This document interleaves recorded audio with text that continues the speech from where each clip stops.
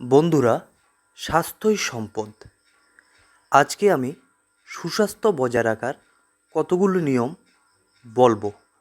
প্রথমত, ঘরের নোংরা আবর্জনা এবং অপরিষ্কার কাপড়গুলোকে সময় মতো পরিষ্কার করে নেবেন। হাত ধোয়ার অভ্যাস করুন। খাওয়ার পূর্বে বা শিশুদের জন্য খাবার তৈরি করার পূর্বে বা রান্না করার পূর্বে হাত ভালো করে সাবান দিয়ে ধোয়া। খাবার তৈরি এবং তার পুষ্টিগত গুণমান সম্পর্কে সচেতন হন। আমরা রোজ যে খাবার খাই তাই আমাদের শরীরে পুষ্টির যোগান দেয়, শরীরের রোগ প্রতিরোধ ক্ষমতাকে বৃদ্ধি করে।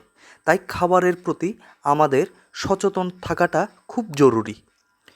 প্রতিদিন আমরা কী খাই না খাই, তার পুষ্টিগত গুণ কতটুকু সে বিষয়ে নজর দেওয়া প্রয়োজন।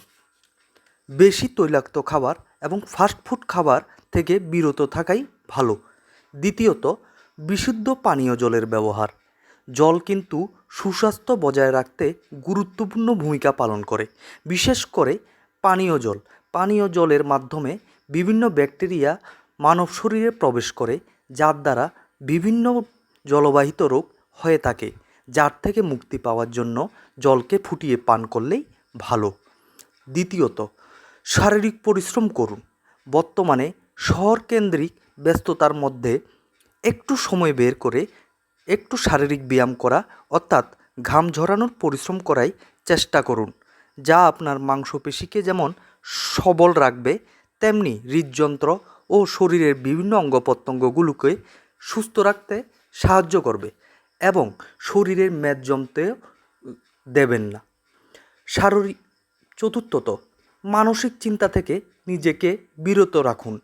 তার একমাত্র উপায় হলো সঠিক সময়ে সঠিক কাজ করা এবং সর্বদা সুচিন্তা অভ্যাস গঠন করে নিজের আদর্শকে বজায় রাখা। সময় মতো ঘুমানোর অভ্যাস করা এবং নিজেকে খারাপ অভ্যাস থেকে বিরত রাখাই ভালো।